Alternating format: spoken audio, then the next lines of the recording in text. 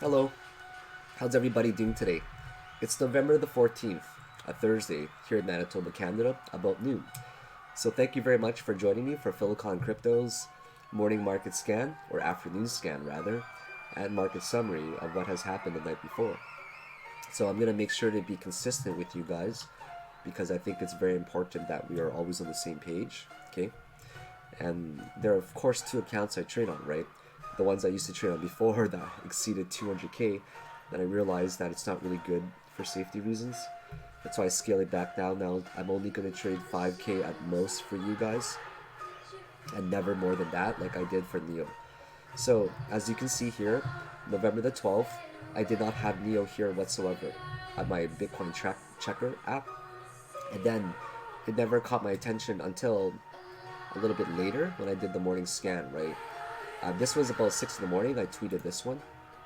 I just giving you guys a timeline, okay? Actually, it was really late, 3 in the morning. Yeah, it woke me up at that time. And then when I did my morning scan with you, Neo got on my radar, right? My eyes are 100% on Neo. And this was 2 days ago. Then I've been talking about looking for a long opportunity for Neo and a short opportunity Neo. It's a good song, right? See, and I see where I am, and now a dream. I love this song a lot. Anyways, I'm done distracting myself. The song's called Faded by Alan Walker, if you're curious about it. It's a beautiful song with 1.5 billion views. So anyways, Neo was on my eyes 100%, and it captivated me. Had my curiosity, and then it had my attention as well, full time. So this is what I was mentioning about Neo. You always have to pay attention, okay guys? When I tweet about my positions, I'm very, very serious about it, as you know, okay? So right here, I was talking about the breakup after it caught my attention, right? And I didn't catch this one right there, but I tweeted this in the morning during my market scan, and I said that if this breaks above here, that's going to be the point. And I also talked about a retracement to maybe anywhere up to 382 to 568. And sure enough, it bounced between this region, broke out of there. Even if you bought it on the breakout, you would have made yourself a 7% return, 7% profit on it. Huge. And then I also identified this specific structure over the next few days, okay? I also started talking about my short position yesterday, and then we talked about this specifically about a lower low on the RSI on pretty much every single time frame. And I debated with 100% confluent reasons that it was going to go down right around there. So here, if you look at the OHLC, which refers to the open, the high, the low, and the close, you see that this specific point for the H is $13.45. And then you see right here that this also reached $13.45, aka a double top. But how were we able to identify that specific breakdown? Alright, easy, okay? The way that we identified this breakout was by identifying these specific 5-wave structures first of all by pure deduction. Now how are we able to identify this right here as the 5-wave structure? I originally thought that this was going to be the top, okay? Because it was already showing this really ugly doji candle. And I have to admit that I entered my short at around $12.97 on almost at the top of this wick, right around there. But it only varied about 3%, so I was more than okay with my risk, because I was targeting almost a 382 fib range, which yielded a much better than a 1-to-1 RR, which we'll get into. Now, I deduced many things as well, okay? I deduced where does the wave 1 start, and where's the possible B that's ending. So this is how I personally deduced it, okay? I counted this as a 1, 2, 3, 4, at a possibly a 5 right there, okay? And I know it's overlapping, right? But you know, in leverage markets, that would just show as a wick. I counted this as a B structure down to over perhaps here, okay? Oh, sorry, right here. I count this perhaps as an A, B, C, D, and E that broke to the downside, and the B structure right here made the A, B, C, D, E. I'll have to confirm that, okay? But either way, I saw this as a very truncated ABC, we'll say. Right there. And then if I deduce that, I then had to worry about this specific region right here.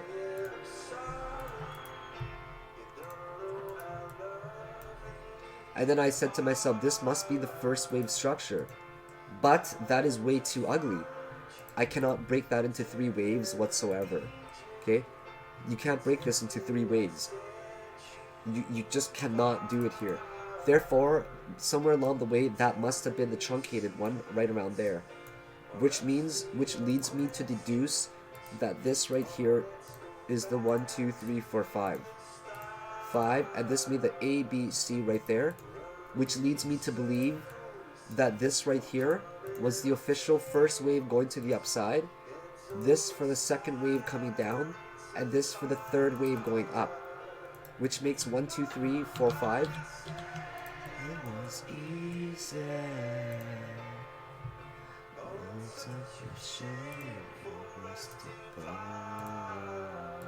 Okay guys, let's get into this. This sounds awesome, man. So here, now I'm gonna deduce rule of alternation is what it's called. Rule of alternation says this. If the second wave retraces very heavily, this one retraces almost 100%. Then the third wave will retrace very bullish, or sorry, the fourth wave will retrace only bullishly, very bullishly compared to the first, or it's the second wave. Let me try that again. If the second wave retraces heavily, then the fourth wave will not retrace as much. That's the rule of alternation for Elliott wave theory, okay? So that's what it's called.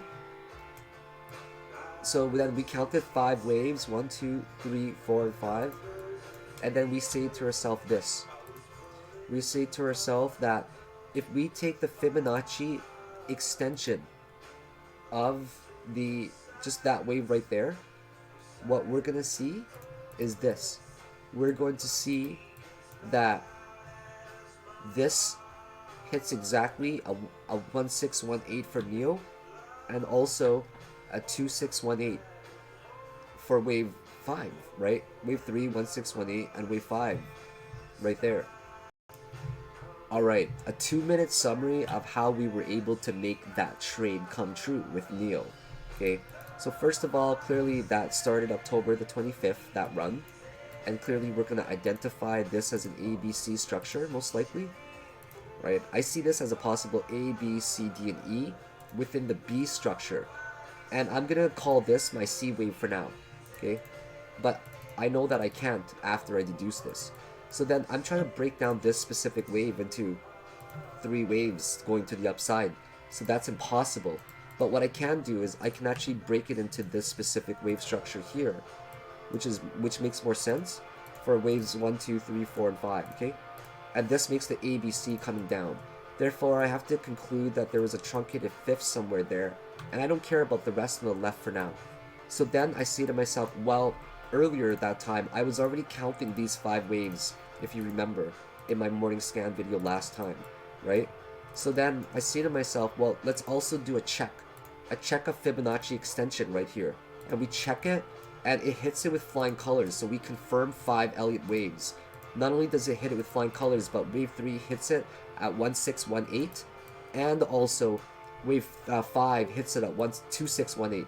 Therefore, I deduce this as waves 1, subwaves 1, 2, and this is now 3 up there with a B that ended up there higher than the 5th. And we say by the rule of alternation that if this one here retraced heavily, which it did, retraced 786, by the rule of alternation, we say that wave 4 will not retrace nearly as much. And that actually ended up becoming true. And that's how we were able to make this trade come true. On top of the OHLC, the open, high, low, close, right? What we see here is that it double topped literally. This candle hit $13.45, and then this one right here also hit $13.45. And if we look on any chart, we see massive bearish divergence, and it started on the 1-hour chart right here, where it's getting lower highs each time right there, and that was the formula for short. Yeah, so that was basically just reviewing for you guys to show you why NEO ended up driving to the downside, right? And here, this could be a simple ABC. So now what I am looking for on NEO, since it's still a really hot run right now, is what is going to happen next. Is that an ABC perhaps, right? Or is this just a part of the 5th wave structure that made a little bit of an extended 5th wave of the 5th subwave?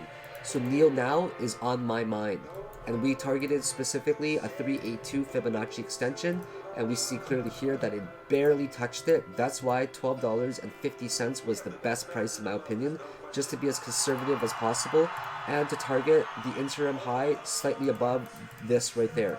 And that's what happened thus far. So now on to the next coin. Let's take a look at Bitcoin and see what it's been doing.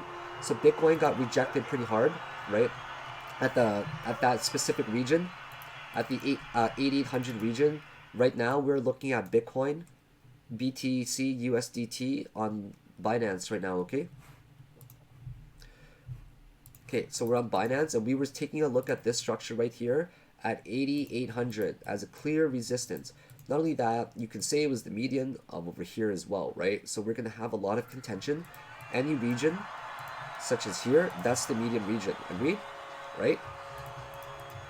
You see this wick try to break out of it, and every time it gets even close to here, it just ends up failing miserably.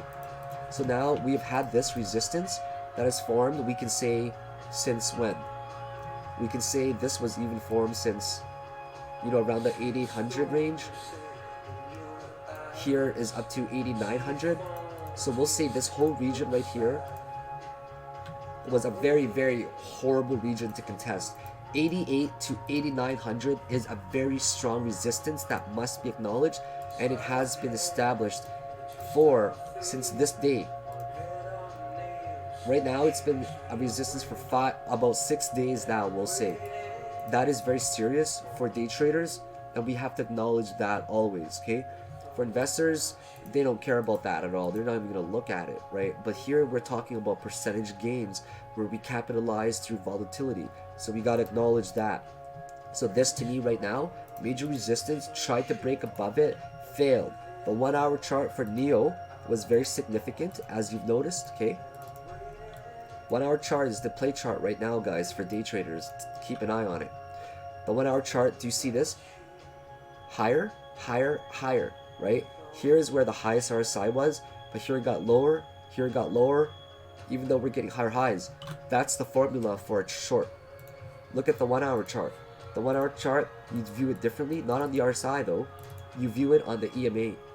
EMA tried to break above it, failed. Tried to break above it, failed. Tried to break above, failed. Failed. Wicks, failed. Failed. What happens if you fail enough? Okay? Think of this. Think of both of them attacking. Okay? This is amazing. Do you guys see my tweet? I'm going to show you guys my accuracy. Alright guys, look at this that I wrote 16 hours ago, right? The apex is reached within 3 to 9 hours, and a dramatic conclusion may be met. Isn't it funny how this was tweeted at 7:03 p.m. and the breakdown actually happened? This was the apex. We were looking at it on the 30-minute chart, okay? This is the apex that's been squeezing. I tweeted that at 7:30, okay? Right there. And it actually happened right at 7:30. Like, that's kind of crazy in my mind that, like, literally it happened at, like, here's me talking about it at this candle at 7:30. See the time down there? That's me at 7:30 tweeting it. You see the time? Actually 7:03 I tweeted it at this candle right there. Right there. When we were at 8,800. And then we dropped down to $220, which was enough to take pretty much every single coin with it as well. Big drop, right? So that's the significance of keeping an eye on Bitcoin always. So now we're looking like we're in another bearish flag right now. I still want to get to that region of mine for the 382 Fibonacci region. I don't know if we're close to there quite yet, but I think it's time. It's time for us to be considering a bounce. We're almost trending there. We're now, next video is going to be epic, guys, when I start to talk about my dollar cost averaging or laddering strategies for you guys, okay? So we're about 2% from the golden ratio right now for Bitcoin. So that's definitely on my eye, okay? Let's do this for you guys. Usually I do this privately on my own notepad, right? BTC notes. We don't even need to say anything more than that. We're going to make facts for BTC. Fact for BTC is how many percentage? Are we away from there? 2%? 2% from golden ratio? That's my biggest concerned right now, like to see what's gonna happen to Bitcoin. So I'm gonna make some points for myself to remember, and you guys should as well. I will look for price action. Look for do price action analysis throughout the day. Throughout the day, I will make sure I'm monitor candle closes, 2 hour and up candle closes. Look for bullish candle. Okay, I will also hunt today for Bitcoin. I will hunt for bullishly diverging RSI. We are not yet, okay? Not quite yet. This one here, it did not get a higher high than this point. Okay, let's just talk about this. I'm looking for a higher low, okay, on RSI from points, important points. Maybe here is slightly important, right? Because they're all the same point roughly. I want to find 3 modes of gaining strength. Here's not it. Here it was lower, but this one was a higher low, but now it's a lower low. I don't want that. I want something that's going to give me a consistently higher low 3 times in a row on a decent time frame. Nothing quite yet in my eyes. Maybe on the 3 hour. Maybe, yeah, maybe. Definitely interesting, okay? This right here is 3 higher lows in a row. Very low histogram peaks as well. Alright, so I'm going to monitor a higher low. I just write HL, higher low, RSI, on 2 plus 2 hour plus. And then I say 2 hour plus, it's just my code for 2 hour plus, like the charts for the higher time frames of 2 hours and up. So I got my checklist today now for BTC. I'll show you guys what I use for Excel next time. It's going to blow you away for what I actually do. But I don't want to share it yet. Okay. So here we see that EOS also broke down to the downside. Actually, yeah, I broke down a while ago. I see. Hold on. Remember this one we're considering it in a channel, right?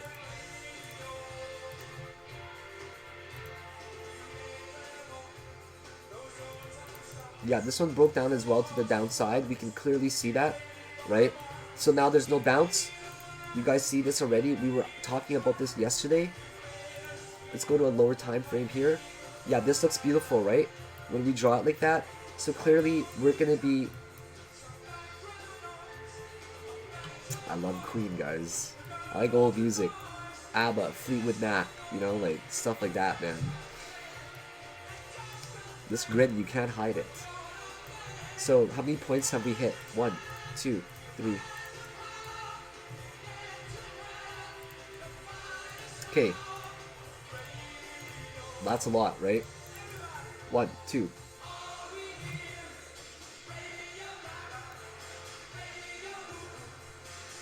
Oh, I wish I was at this Wimbledon concert. I don't want to clap in front of you guys too loud. But anyways, we broke the downside here, right? You see this very clearly. Okay, we break the downside with conviction. Falling, bam, 3% for EOS. Wasn't that big of a drop compared to NEO. Not that interested in it yet. We're clearly going to test this specific point right there. Get back into the bullish side. Is this a very... Is it going to be a big wick to the downside? Then bam, we pop right back in. Very interesting to be asking these questions. So make sure that you guys are always keeping your eye on all coins, right? Because you never know. And the possibilities are quite possible. So you take a look at Bitcoin and you compare it. Bitcoin's now retracing to its lowest point, right? EOS already reached that lower point. We're clearly getting higher lows and higher highs all the time until now. We're actually getting a lower low, right? So EOS is not that interesting right now to me. I'm just gonna mark it down though. EOS, just, you know, it's a may try to get back into bullish channel. You know, only dropped 3%. Not too interesting. Not at all too interesting. XRP. XRP is that one coin that could just be like, frick, just skyrocket soon. Yeah, I'm not kidding, guys. Like here we didn't drop much either. We dropped like 3-4%, if even, right? Actually, let's double check. Okay, this could be making like a ending diagonal of some sort. Where's October the 23rd? I'm gonna go to 4 hour. Okay, so here's where the trend began. We end up spiking up only 25%. Yield does 100%. So now XRP is retracing to its lowest point. When I say lowest point, I'm referring to, look at Bitcoin, okay? If you look at Bitcoin right here, it's at its lowest point, but obviously XRP is not, right? The lowest point for Bitcoin would be around, or so for EOS was here, I meant. Bitcoin's already there. XRP is already getting there as well, okay?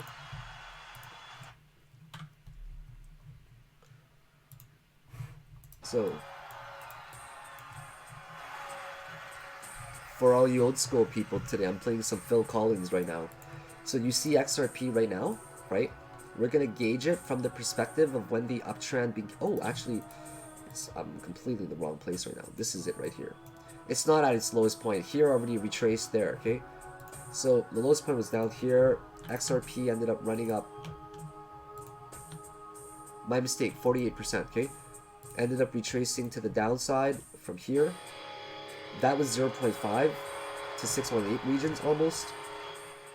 And then if you go here, from the total, the entire length of the wave, from down here to up there, we see that first of all, it double topped right there, okay? I know that there are a lot of X's, as in wave failures, somewhere in between, but all I can say right now is that we're reaching a point where we're going to find support, I think, on XRP. And the reason I say that is because I think the weekly was giving it away, was it? Correct me if I'm wrong very soon. Okay, let me double check. Yes, no, I'm wrong. Yeah, actually, no, I'm right. Okay, I'm definitely right. Like, it goes to the upside, and now we're retracing to roughly to the 0.5 again, where we already found support somewhere between there. Okay? But I'm looking...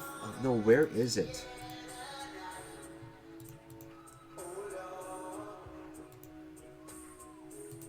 Oh, yesterday it was it.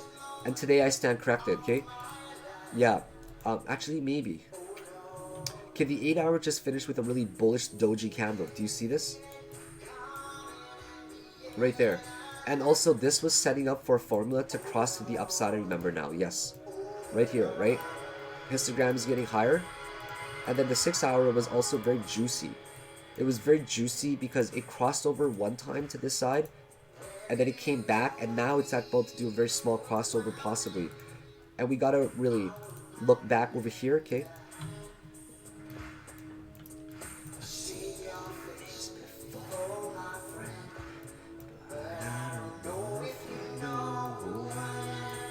Okay. Song's about a murder.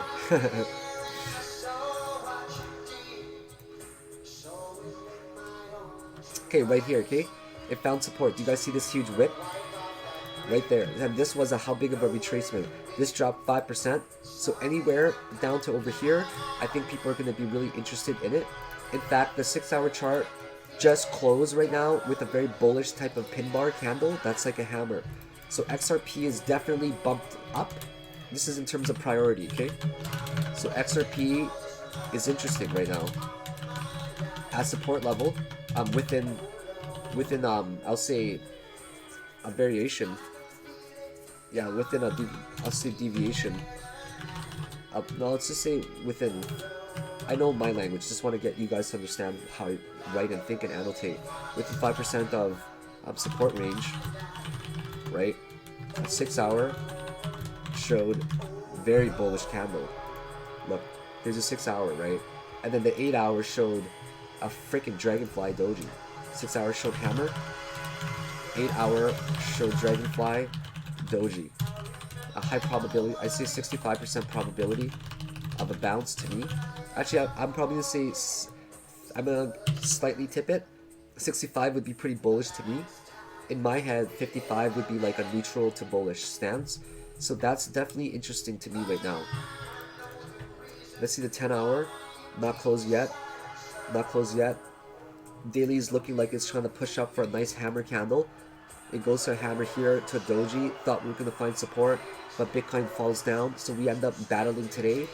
And if Bitcoin gets to the golden ratio range, it's going to be amazing because a lot of these coins will find stability. You guys, just please just look at this with me.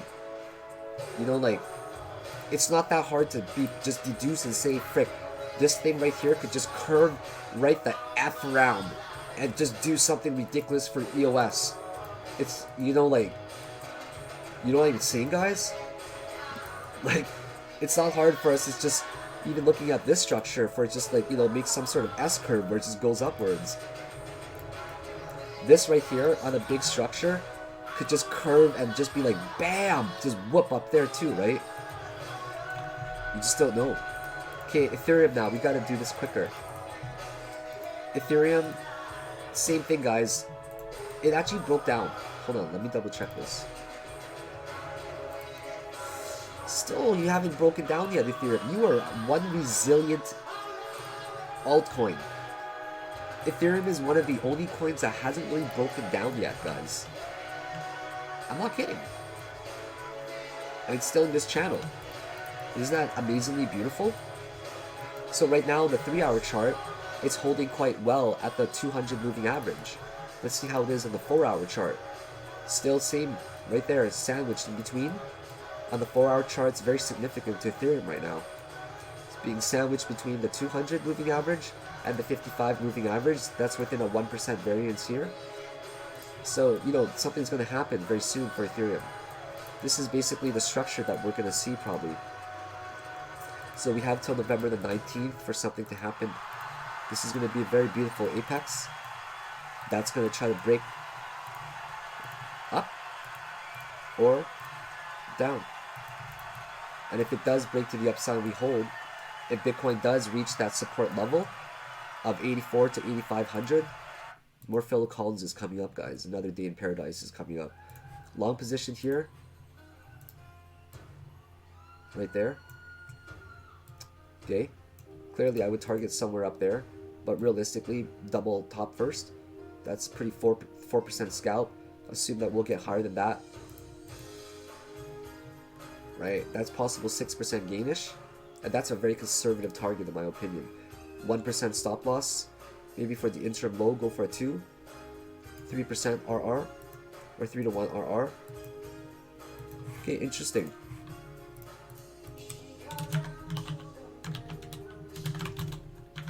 ETH does not break down. Below channel support. Very interesting. If BTC reaches support above 0.618 fib level, sorry, you can't even see me type some of this. I'm trying my best here to be as visible. I made my cameras a lot smaller as well. I'm sorry that if it's kind of in your guys' face. I just like to watch, you know, I just like to have a different type of environment. Let you guys see the background as well. Good music, beautiful view, create the whole ambience, right? So I'm writing here now, if BTC reaches support level above 0.618 fib level. 1 second here.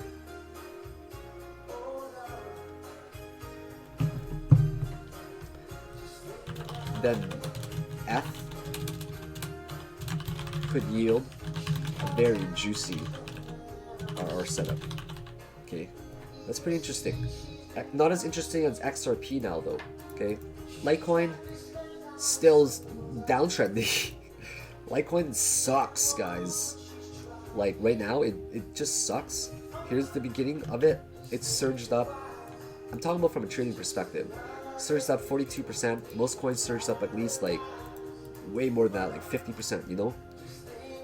And right now it's in the same way as XRP where, like if you, sorry, not XRP, EOS. You guys notice the similarity? Are you looking at EOS or are you looking at LTC? Look at it. Look at these two freaking, it's kind of scary, right? How identical they are.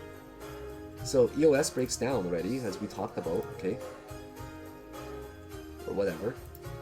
LTC, of course it breaks down as well, same thing. Tried to break to the upside again. Right? Tried to break to the upside. Right there, but it just didn't hold. And now clearly it's going to try to do something to get back up. Maybe test 6180 ranges again, 6150 ranges. Other than that, not that interesting. at all. Goes to 382 level. Realistically, you'll probably find support at 0.5 if it keeps downtrending. Yeah, so I'm just gonna make a note on here. Not that interesting. LTC. Okay. LTC. Same. It's equal to. I'm gonna be very consistent for you guys.